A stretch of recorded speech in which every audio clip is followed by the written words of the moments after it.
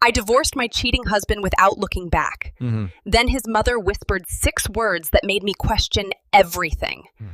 The day I found out my husband was having twins with my best friend. I wasn't the first person to know. Everyone else already did. I was the last. And the woman who finally told me was smiling. If someone had asked me that morning whether my marriage was perfect, I would have said yes without hesitation. 8 years. 8 anniversaries. Hundreds of ordinary mornings. Thousands of little promises. I believed every single one of them. Looking back now, I don't know what hurt more.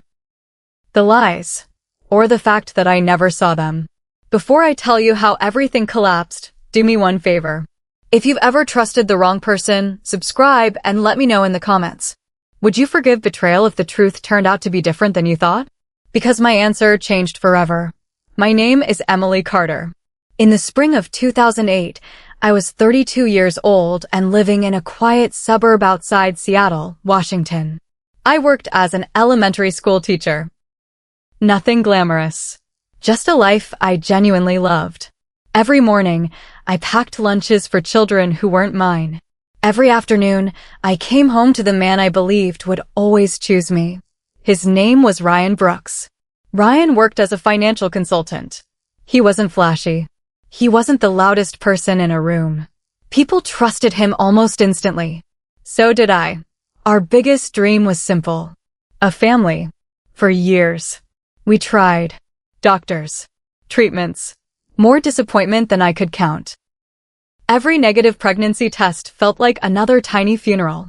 Ryan always held my hand. He always said the same thing. We'll get through this together. Those words became my lifeline. I had no idea. They were becoming his biggest lie. There was only one person who knew every detail of our struggle.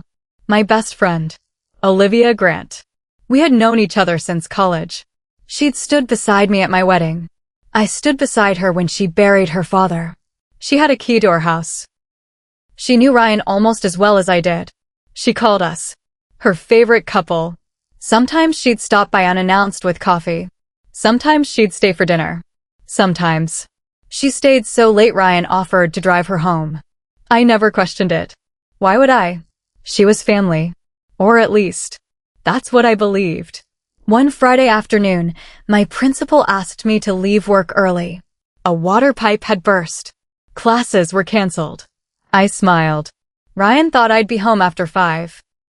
Maybe I'd surprise him with dinner. I picked up his favorite lasagna from a small Italian restaurant, bought a bottle of sparkling cider, and drove home. The closer I got, the happier I felt. Funny, isn't it? How your life can still feel perfect, just minutes before it falls apart. When I pulled into the driveway, Ryan's car wasn't there. That wasn't unusual. But another car was. Olivia's. I smiled. She probably stopped by. I grabbed the food and walked toward the front door. Then I heard laughter. Not from the living room. From upstairs. Our bedroom. I froze. Maybe they were looking for old photo albums. Maybe Ryan was helping her fix something. Maybe. My brain kept inventing excuses my heart already knew weren't true. I quietly climbed the stairs. Every step felt heavier than the last. The bedroom door wasn't completely closed. Just slightly open. Enough to hear voices. Olivia laughed softly. Then I heard Ryan. I can't believe it's finally happening. Olivia answered. I know. I'm scared. Ryan chuckled.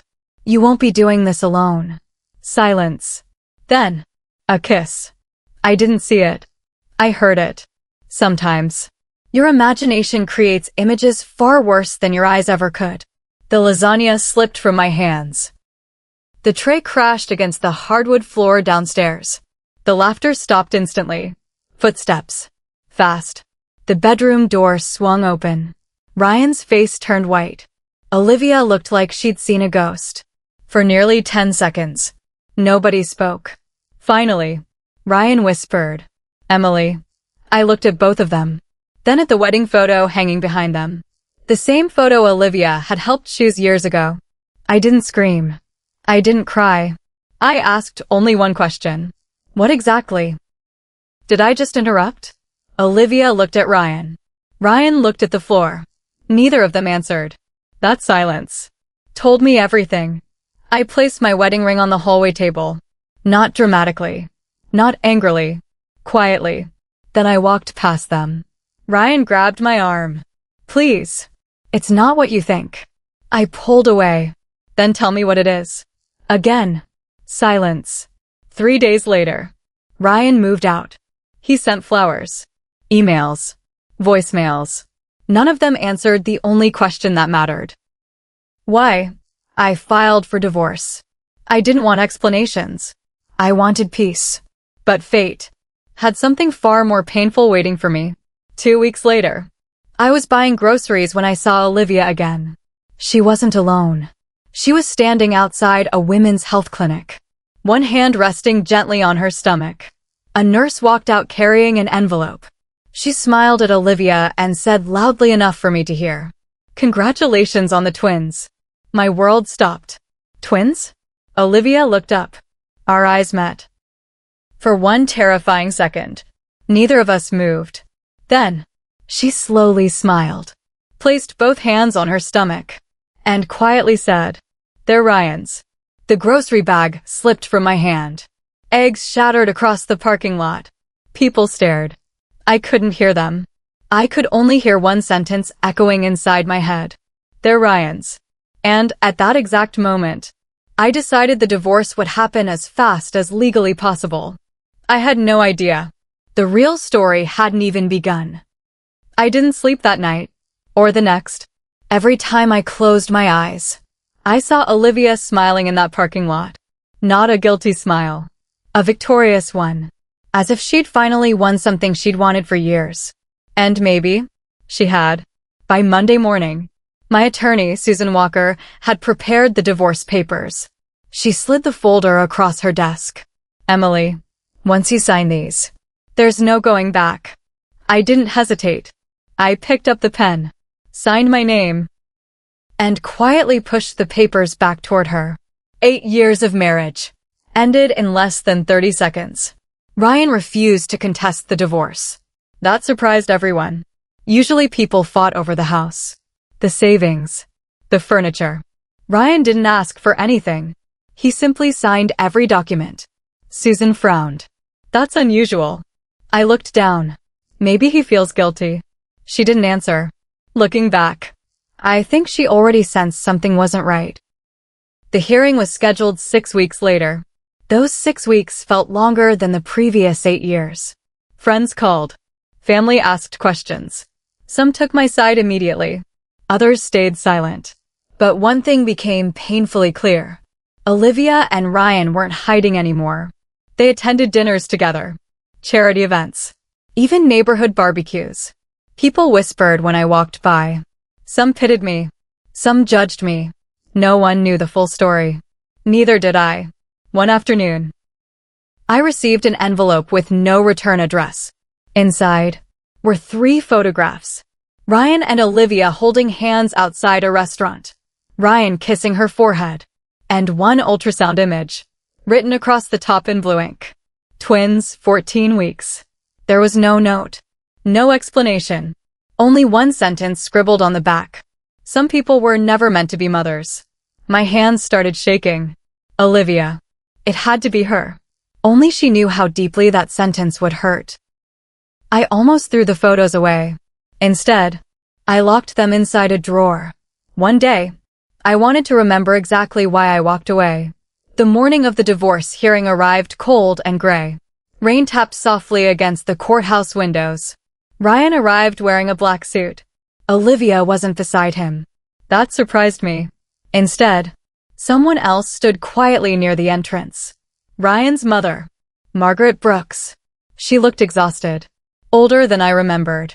The moment she saw me, her eyes filled with tears. I've always liked Margaret.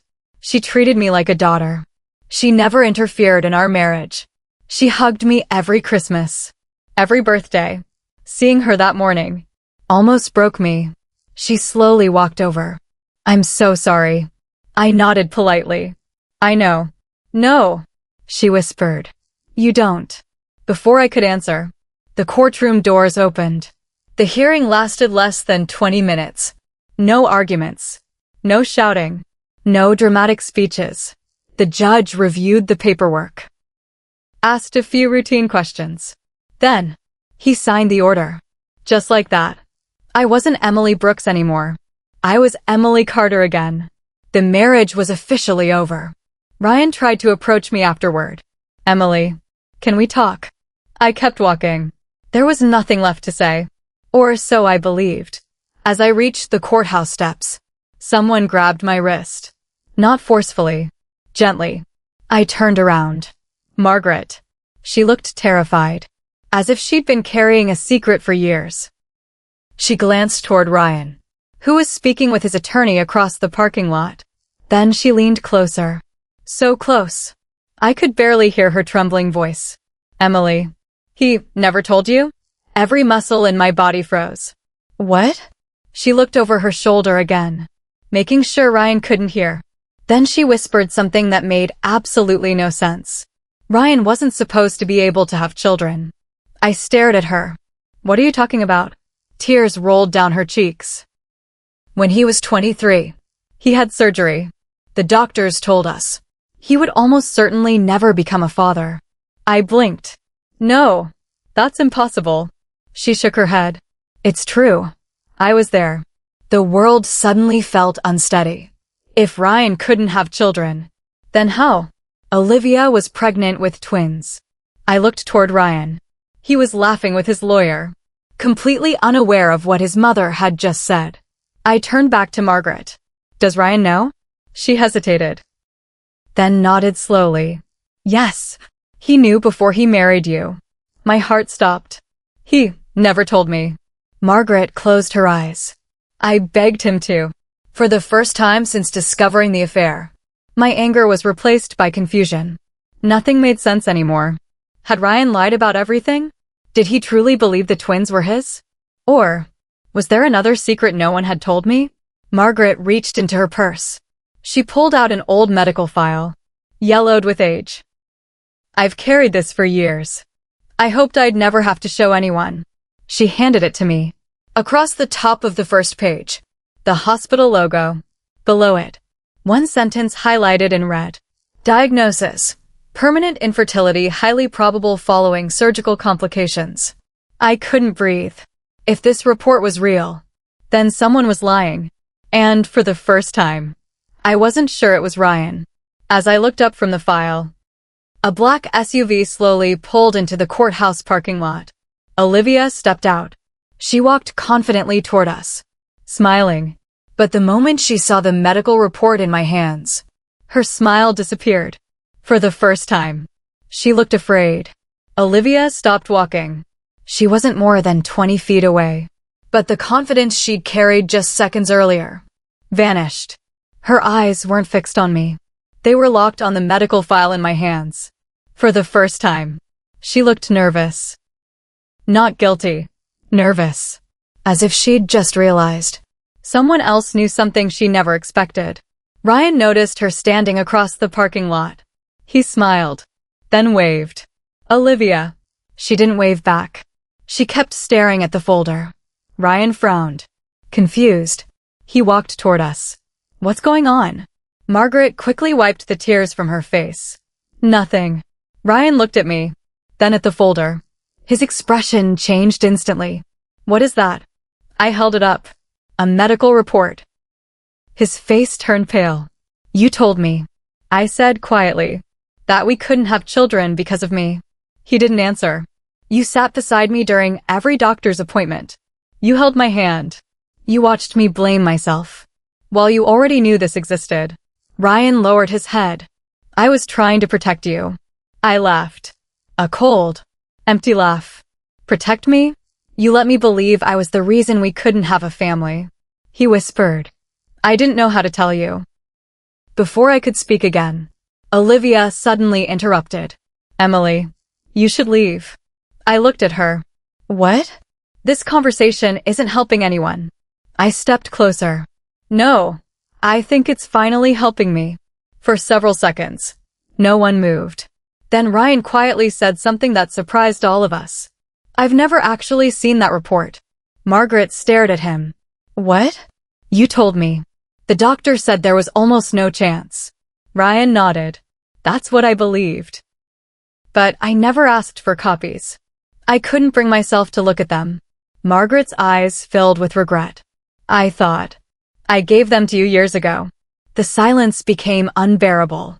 Finally, Olivia spoke. It doesn't matter. Everyone turned toward her. She rested one hand on her stomach. The babies are Ryan's. She said it with absolute confidence. No hesitation. No doubt. As if she wanted the conversation to end. Immediately. I looked directly into her eyes. If you're so certain, then you won't mind another DNA test. Her smile disappeared. Only for a second. But I noticed. Everyone noticed. She quickly recovered. Why would I? The first one already proved it. I tilted my head. Then another test changes nothing. She crossed her arms. My lawyer says I don't have to. That answer said far more than a yes ever could. Ryan looked between us. Olivia. What are they talking about? She grabbed his arm. We're leaving. He didn't move. Instead, he asked the question she'd been avoiding. Did you really do the DNA test? Or did your lawyer arrange everything? Olivia looked offended. Are you accusing me of lying? I asked a simple question. She didn't answer. Instead, she walked away. Fast. Almost running. Ryan called after her. She never looked back. The black SUV pulled out of the parking lot, leaving behind only silence. That evening, I couldn't stop thinking about one thing. If Olivia was telling the truth, why refuse another DNA test? It made no sense. Unless she wasn't afraid of me. She was afraid of the results. The next morning, I visited my attorney. Susan listened carefully as I explained everything. The medical report, Margaret's confession, Olivia refusing another test. When I finished, Susan leaned back in her chair. I've handled family law for 27 years. And I've learned something. What? When someone fights this hard to avoid a simple test, they're usually protecting something much bigger. She opened a drawer, pulled out a business card. Across the top was written, Nathan Cole, licensed private investigator. He used to work financial fraud cases. Now he investigates family disputes. He's expensive, but he's thorough. I looked at the card for several long seconds. I don't want revenge. Susan smiled gently. I know. You want the truth. 2 days later, Nathan Cole arrived at my house. He was in his late 50s. Gray hair, wrinkled suit, calm eyes that seemed to notice everything. He listened without interrupting. When I finished, he asked only one question. Who benefits the most? If those twins are legally Ryan's? I answered immediately. Olivia. Nathan nodded. Good. Now ask yourself, who else benefits? I frowned. What do you mean? He smiled. Money rarely travels alone. Nathan spent the next 3 weeks quietly investigating. No dramatic confrontations. No hidden cameras. Just records. Phone calls. Public documents. Patterns. Then, one rainy Thursday evening, my phone rang. It was Nathan. His voice sounded unusually serious. Emily, I think I know why Olivia wanted everyone to believe Ryan was the father. My heart started racing. Why? There was a long pause. Then he said 7 words. That changed the entire investigation. This was never about love at all. Before I could ask another question, he added quietly, and I think Olivia didn't plan this alone. Nathan refused to discuss the details over the phone. Not yet, he said. Meet me tomorrow morning. 10 o'clock. Bring every document you have. Then he hung up. For the rest of the night, I barely slept. My mind kept replaying one sentence. This was never about love. If Olivia hadn't been after Ryan, then what had she been after? The next morning, Nathan spread dozens of documents across a conference table in his office. Bank records, property records, business registrations, phone logs. None of it made sense. Until he drew a circle around one name. Brooks Family Trust. Do you know what this is? He asked. I shook my head. Ryan had never mentioned it. Nathan folded his arms. His grandfather created this trust 30 years ago. It isn't public knowledge. Most people don't even know it exists. I frowned. So why does it matter? He slid another document toward me. Because according to the trust, if Ryan ever had biological children, they would become beneficiaries. I stared at the page. There it was. In black and white. A multi-million-dollar family trust, reserved for future heirs. I felt sick. So if everyone believes those twins belong to Ryan, Nathan nodded. They could eventually inherit a fortune. Suddenly, everything clicked. The pregnancy, the rushed DNA test, Olivia's confidence, her refusal to take another test. This wasn't just betrayal. It was a carefully planned financial scheme. But there's something else, Nathan said. He opened another folder. This is where things get interesting. Inside were copies of Olivia's bank statements. 3 months before announcing her pregnancy, she'd received several large wire transfers. Not from Ryan. From someone named Ethan Cross. I frowned. Who's Ethan Cross? Nathan smiled. That's exactly what I've been trying to figure out. For the next week, Nathan followed every lead. Meanwhile, Ryan kept calling. Sometimes 5 times a day. I never answered. Eventually, he left one voicemail. Emily, something feels wrong. Olivia won't let me go to doctor's appointments anymore. She says it's too stressful. Can we please talk? For the first time, his voice didn't sound confident. It sounded frightened.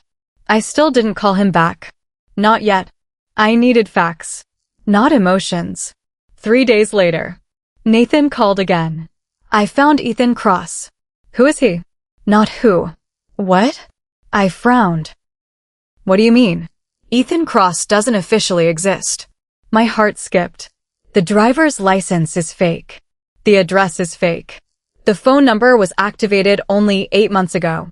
Someone created an entirely new identity. For one purpose. What purpose? Nathan took a deep breath. To move money. Without leaving obvious fingerprints. The next document shocked me even more. Several payments from Ethan Cross had been deposited directly into Olivia's account. Then, within hours, large amounts were withdrawn in cash.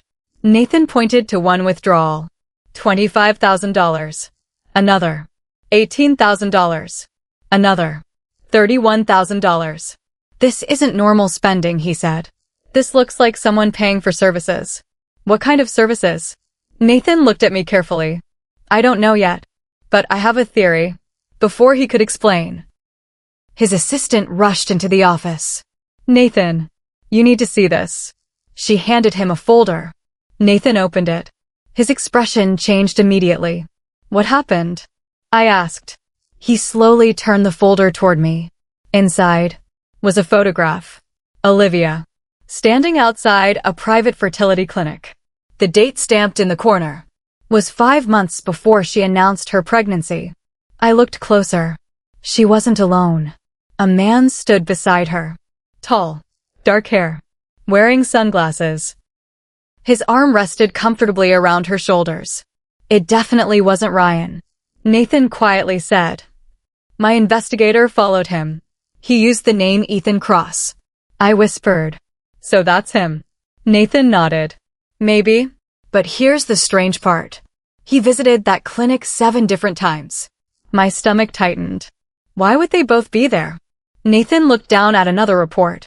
I asked myself the same question. Then I learned something about that clinic. It's not just a fertility center. It specializes in. He paused. Confidential reproductive cases. Anonymous donors. Private DNA services. Embryo storage. Everything handled under strict confidentiality. A terrible thought crossed my mind. No. Nathan looked directly at me. I hope I'm wrong. But if I'm right, the twins may not be Ryan's. And they may not even be Ethan's. The room fell silent. Before I could ask what he meant, Nathan's phone rang. He answered. Listen for less than 30 seconds. Then his face hardened. He slowly put the phone down. Emily, my investigator was just involved in a car crash. I gasped. Is he okay? He'll survive. But Nathan looked out the window. The file he was carrying is gone. Someone had just stolen the evidence. And whoever did it knew we were getting close.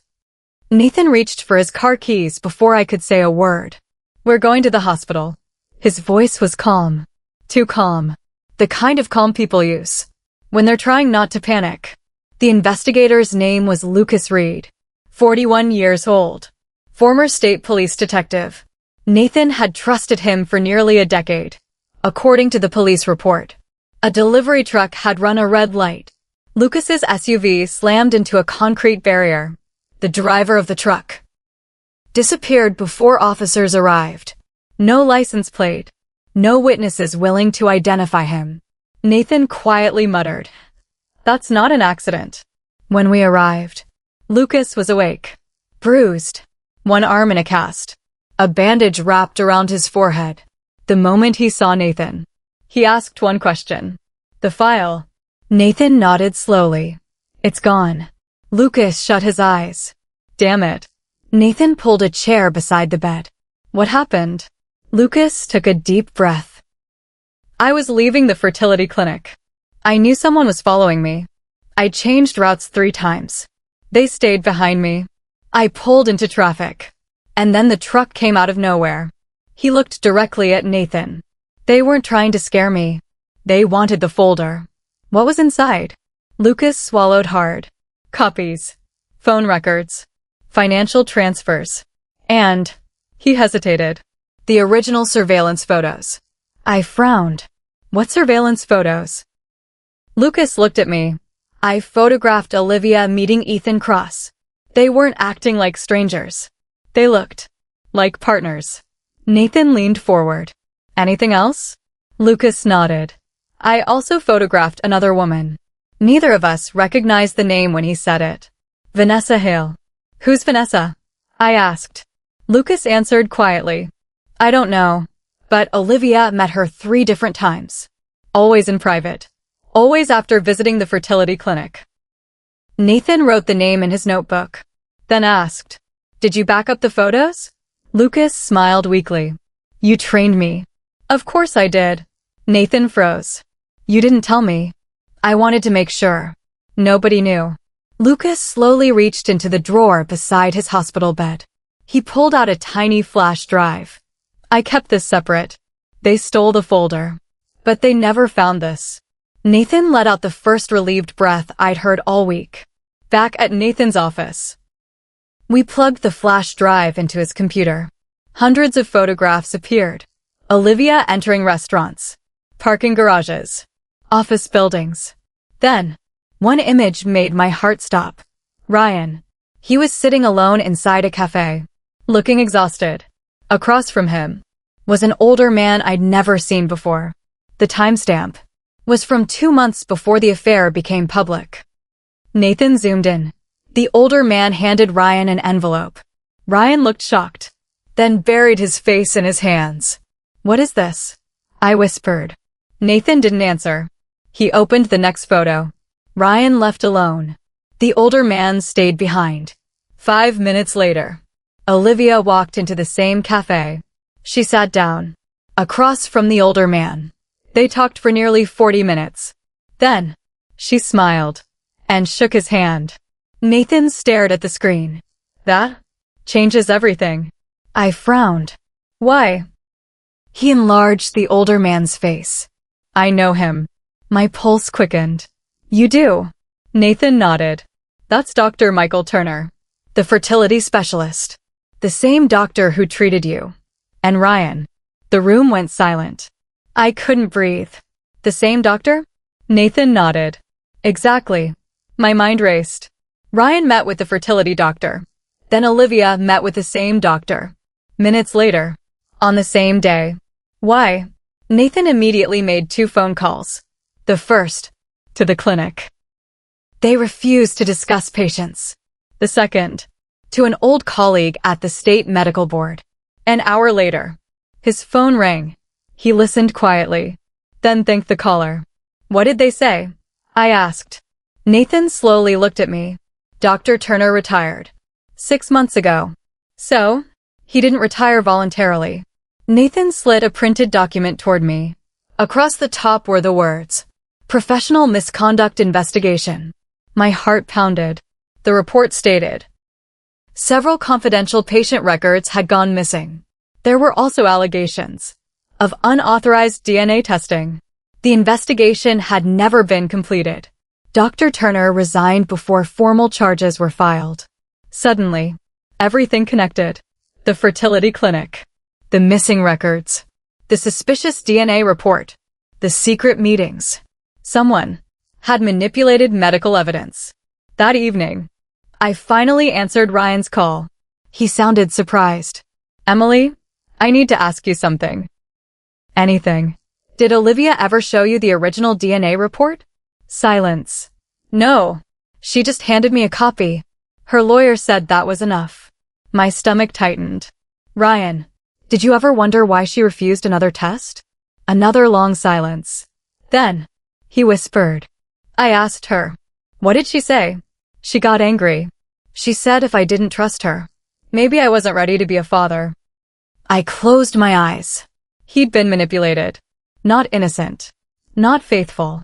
But manipulated. Just before midnight, Nathan called. His voice was urgent.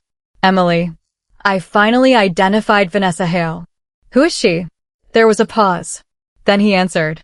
"She isn't just another friend. She's Olivia's older sister." I frowned. So, Nathan's next sentence made my blood run cold. "And according to public records, Vanessa disappeared 15 years ago." After testifying in a massive identity fraud case, I replayed Nathan's last sentence over and over. Identity fraud. It sounded impossible, almost too dramatic to believe. Yet everything about this story had become impossible. The affair, the twins, the fake DNA report, the missing investigation files. None of it looked like a normal marriage falling apart anymore. It looked organized.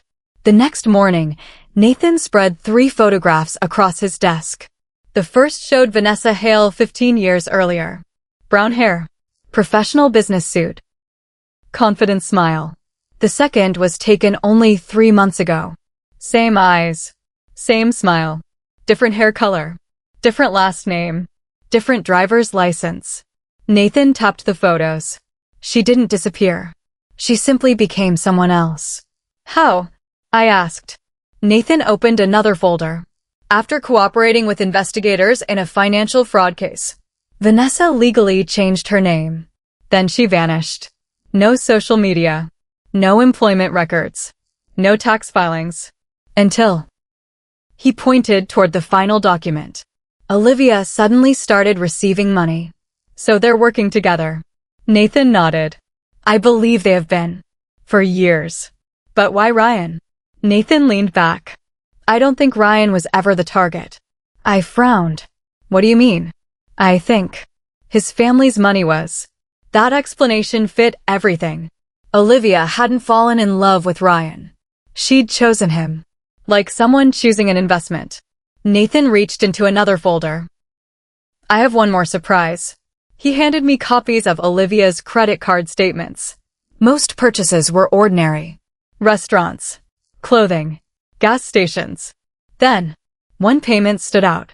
Evergreen Legal Services. Amount, $12,500. Date, for weeks before she announced her pregnancy. What is Evergreen Legal Services? Nathan smiled. It isn't a law firm. It's a company that specializes in creating offshore trusts. I stared at him. Trusts? Yes, the kind people use to hide future assets. My stomach tightened. So she was planning something before anyone even knew about the twins. Nathan nodded. Exactly. That afternoon, Ryan unexpectedly knocked on my front door. For a moment, I considered pretending I wasn't home.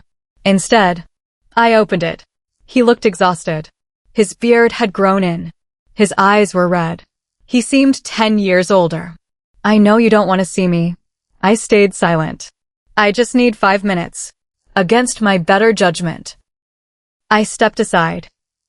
He walked into the living room. The same room where we'd spent Christmas mornings. birthday dinners, movie nights. Now, it felt like someone else's house. Ryan looked around quietly. I miss this place. I answered without emotion. I don't. He nodded. I deserve that. For several seconds, neither of us spoke. Finally, he reached into his jacket, pulled out a small envelope. I found this hidden in Olivia's desk. He handed it to me. Inside was an ultrasound picture. The same one she'd shown everyone. But this copy had handwritten notes on the back. Not by Olivia. By someone else. One line caught my attention immediately. Use this copy. Destroy the original. I looked up. Who wrote this? I don't know. There weren't any names. Nathan examined the note later that evening. Within minutes, he smiled. I was hoping for something like this. What? He held the paper under a special forensic light. Faint impressions appeared. Whoever wrote the note had torn it from the top page of a notepad. The pressure from previous writing had left invisible marks. Nathan carefully enhanced the image. Slowly, letters became visible. A phone number, a date, and one name. Dr. Michael Turner. The room fell silent. The fertility doctor again. Nathan immediately dialed the number. Disconnected. No surprise. Then he searched another database. 5 minutes later, he looked at me. I know where Turner is. My pulse quickened. Where? He owns a small cabin outside Spokane. The next morning, Nathan and I drove nearly 5 hours. Rain covered the highway. Neither of us spoke much. When we finally reached the cabin, it looked abandoned. The mailbox overflowed. Grass had grown waist-high. Nathan knocked. No answer. He tried again. Still nothing. Then, the front door slowly creaked open. Not because someone answered. Because it had never been locked. Nathan stepped inside first. The living room was covered in dust. Furniture remained exactly where it had been left. A half-finished cup of coffee sat on the kitchen counter, completely dried out, as if someone had walked away and never returned. Then I noticed something. On the dining table, a single manila folder. No dust. Someone had placed it there recently. Nathan carefully opened it. Inside were copies of confidential medical files. Mine, Ryan's, Olivia's, and dozens of others.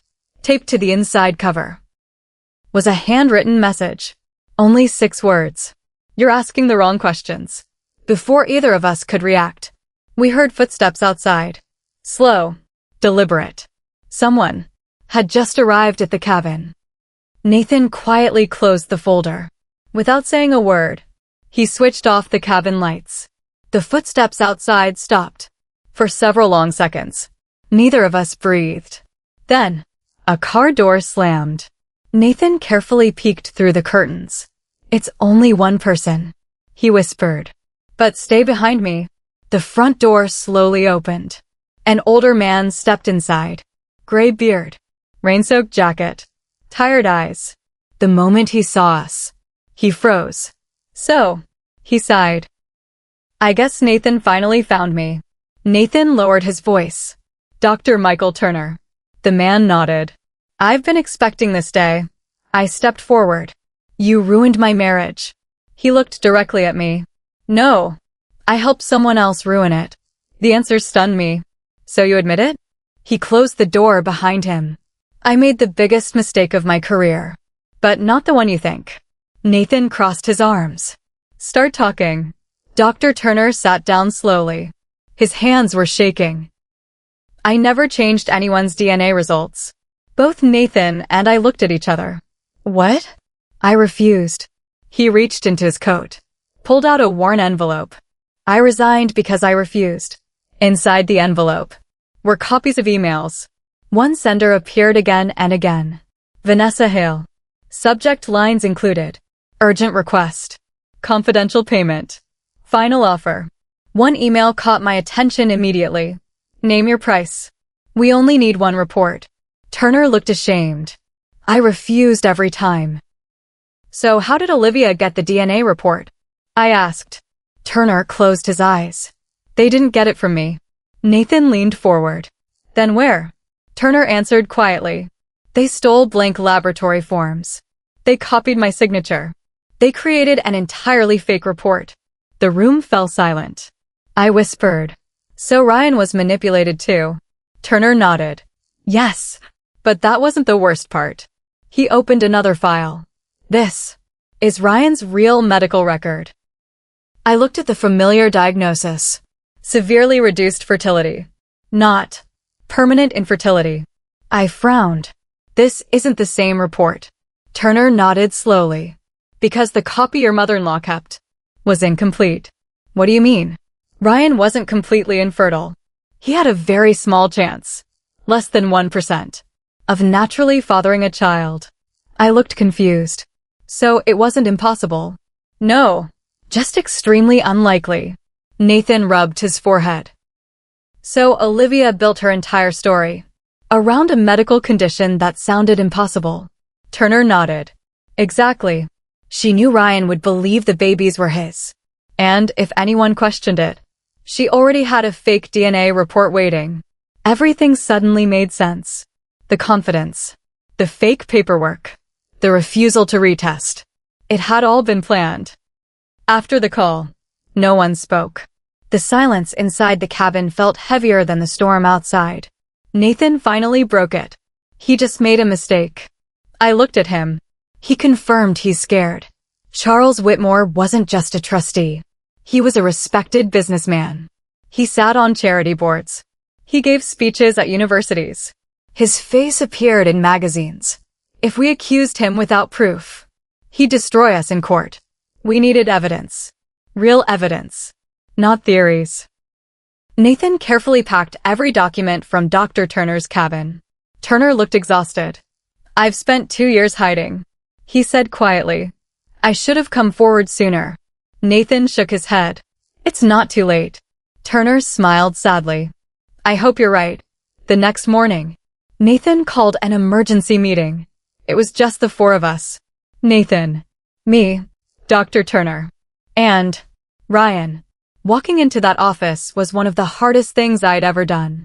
Ryan stood the moment I entered. His eyes filled with guilt.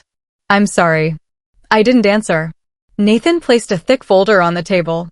This isn't about your marriage anymore. It's about a fraud worth millions. Ryan stared at the documents. The trust? Nathan nodded. Charles Whitmore has been using your family's trust for years. Ryan frowned. That's impossible. My grandfather trusted him. Nathan looked him straight in the eyes. Exactly. So did everyone else. For nearly 2 hours. Nathan explained everything. The fake DNA report. The fertility clinic. Vanessa. The hidden payments. The offshore trust. The missing files. When he finished, Ryan looked like he might collapse. He whispered. So, I destroyed my marriage. Because I believed a lie. I finally spoke. No, you destroyed our marriage. Because you trusted someone else more than your wife. The room fell silent. Ryan lowered his head. He knew I was right. Nathan had one final idea. We don't expose Charles. Not yet. Ryan looked confused. What do we do? Nathan smiled. We let him think he already won. 3 days later, Ryan called Charles. Just like always. He acted grateful. He thanked Charles for helping him through a difficult divorce. Then he casually mentioned something Nathan had scripted. I've decided to officially recognize the twins. Charles paused. Only for a second. Then laughed. I think that's the right decision. Exactly the response Nathan expected. Charles immediately arranged a private board meeting for the Brooks Family Trust. Officially, it was to update beneficiary records. Unofficially, it was the moment he'd been waiting for. Nathan smiled when he heard. He took the bait. The board meeting was held inside a historic office building in downtown Seattle. Long polished table. Expensive paintings. 8 trustees. 3 attorneys. Ryan. Charles. And, unexpectedly, me. Charles looked surprised when I entered. Then he smiled politely. Mrs. Carter. What an unexpected guest. Nathan answered before I could. Emily has been invited as an observer. Charles didn't argue. But I noticed something. His smile never reached his eyes. The meeting began. Charles spoke confidently.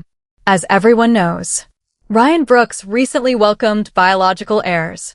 The trust documents should now be amended accordingly. He slid several folders across the table. Everyone started reading. Exactly as Nathan predicted. Nathan quietly nodded toward Ryan. It was time. Ryan stood. Before anyone signs, I'd like everyone to see one more document. Charles frowned. What document?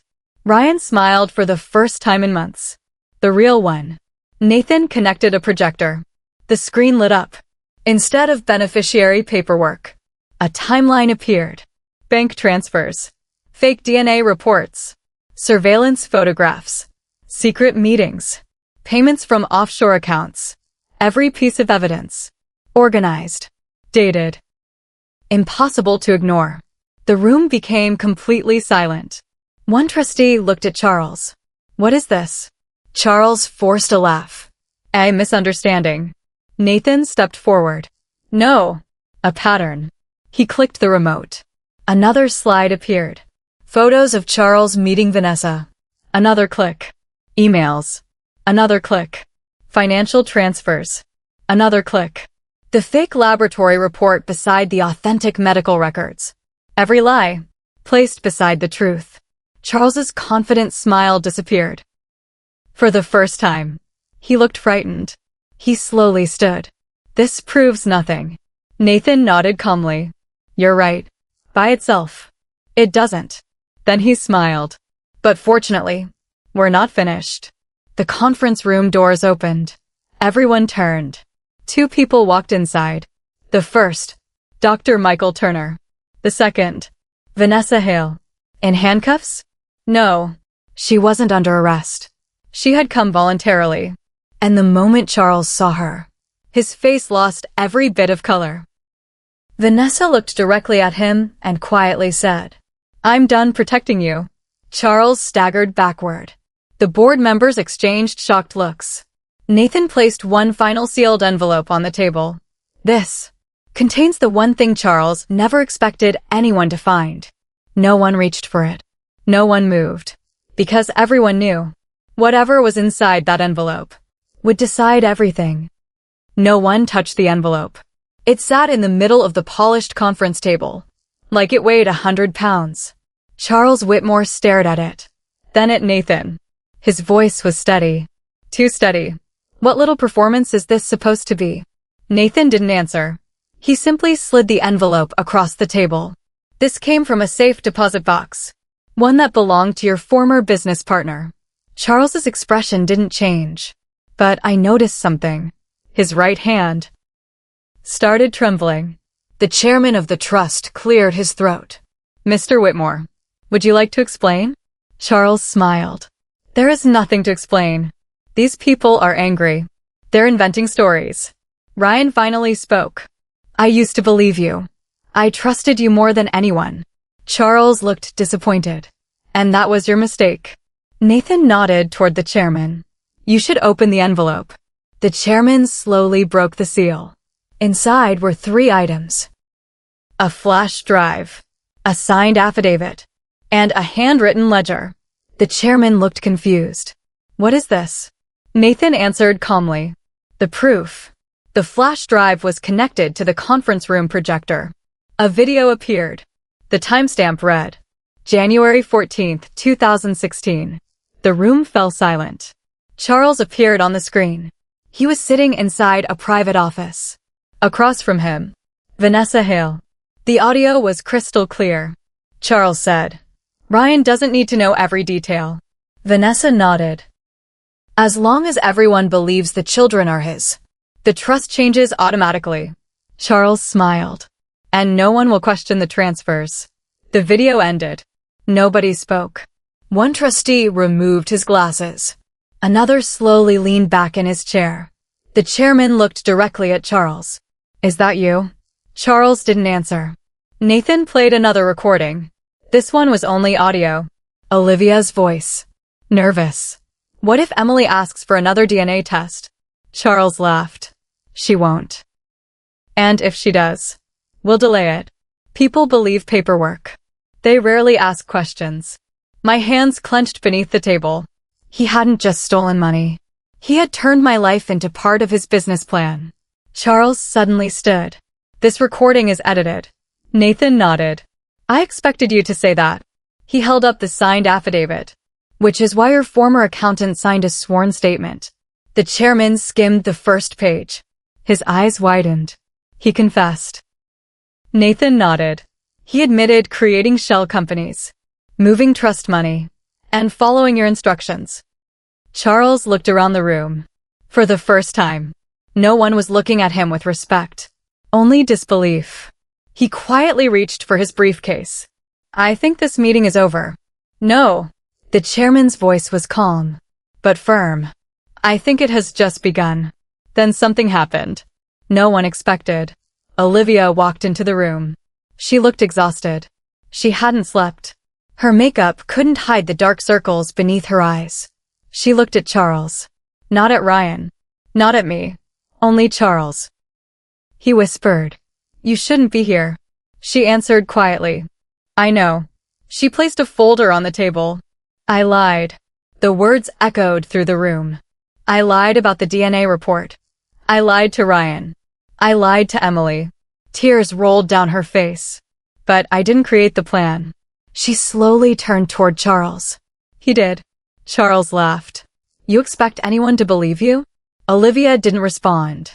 Instead, she removed a small digital recorder from her purse. I started recording our meetings 6 months ago. She handed it to Nathan. I knew he'd betray me eventually. Nathan pressed play. Charles's voice filled the room. Once the trust is transferred, you'll get your share, then disappear. Another voice. Olivia. And Ryan. Charles answered without hesitation. He was only useful because of his last name. Ryan closed his eyes. The words hit him harder than anyone else. The chairman stood. Mr. Whitmore. I am removing you as trustee. Effective immediately. Charles looked around the room. No one objected. Not one person. Years of influence. Gone in less than 5 minutes. He picked up his coat, walked toward the door, then stopped beside me. For a moment, neither of us spoke. Finally, he smiled. You think you've won? I met his eyes. No, I think the truth finally did. He looked away and quietly walked out of the room. No shouting, no dramatic scene. Just a man leaving behind the reputation he'd spent decades building. Ryan remained seated long after everyone else stood. He couldn't look at me. I don't expect forgiveness, he said softly. I know, I answered. But I hope one day, you forgive yourself enough to become a better man. He nodded. I'll spend the rest of my life trying. As the board members left, Nathan handed me one final document. I looked at the heading. It was a letter, written years earlier.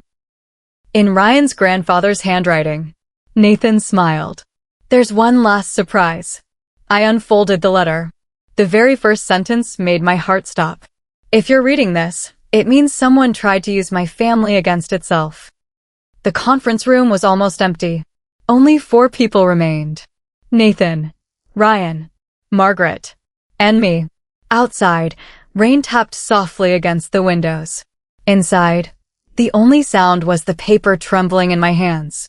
Ryan's grandfather had written the letter almost 20 years earlier, long before any of us knew this nightmare would exist. I took a deep breath and began reading. If you're reading this, it means someone tried to use my family against itself. Money has a strange way of attracting people who smile with empty hearts. Never trust a document more than the character of the person holding it. I looked up. Nathan smiled quietly. Keep reading. To my grandson Ryan. If someone ever convinces you to doubt the people who truly love you, remember this. A stranger can steal your fortune. Only you can give away your family. Ryan covered his face with both hands. For the first time. He wasn't crying because he had been deceived. He was crying because he finally understood. His grandfather had warned him years before it happened. The last paragraph was addressed to someone unexpected. And if Emily is still beside you, don't ever let her believe she isn't enough. She'll spend her whole life protecting people she loves. Protect her too. I couldn't read another word. 8 years. I'd blamed myself. Thought my body had failed. Thought I wasn't enough. And the man who should have protected me had stayed silent. Margaret gently placed a hand on my shoulder. I'm sorry. I should have told you the truth. I looked at her. You weren't the one who made promises to me. She nodded, knowing exactly what I meant. Over the next 3 months, everything unraveled.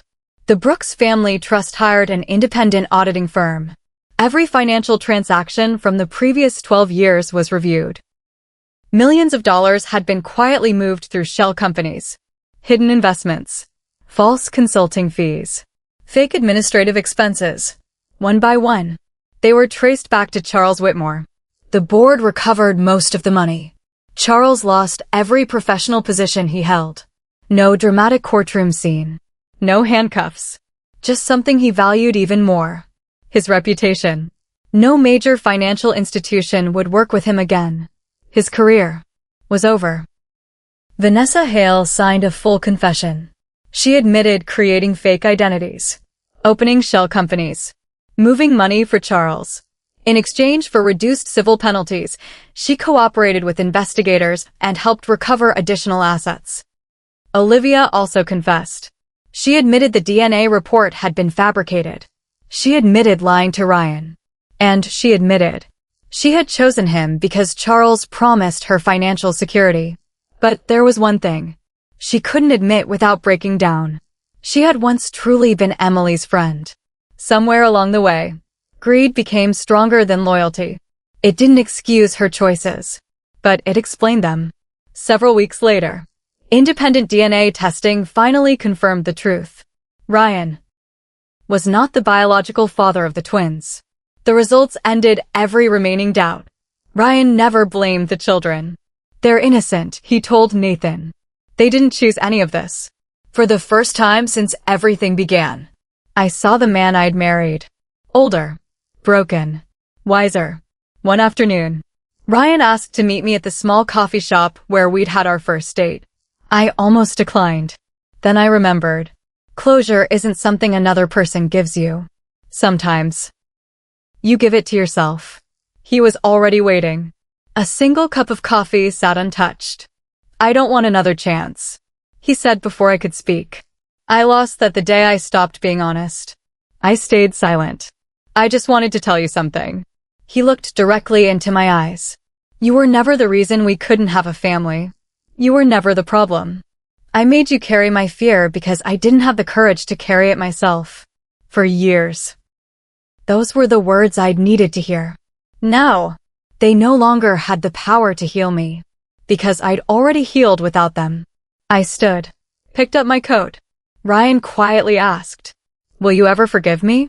I smiled. Not because everything was okay, but because I was finally free. I already have. He looked surprised. I continued. Forgiveness isn't for the person who broke you. It's for the person who refuses to stay broken. Then I walked away. Not angry. Not bitter. Just finished. A year later, I accepted a position as principal of a new elementary school. The first day, children filled the hallways with laughter. Teachers asked questions. Parents introduced themselves. Life felt peaceful again. No secrets. No lies. No fear. Just a future I'd built one honest step at a time. Sometimes people ask me, if you could go back, would you stop it from happening? My answer always surprises them. No, because betrayal taught me something success never could. The truth doesn't always arrive first. Sometimes, it arrives last. But when it does, it changes everything.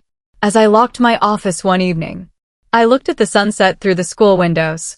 For the first time in years, I didn't think about Ryan, or Olivia, or Charles. I thought about the little girl I'd once been, the one who believed good people always won. She had been wrong. Good people don't always win first. But if they refuse to become like the people who hurt them, They usually win in the end. And that's exactly what happened. Subscribe for more stories.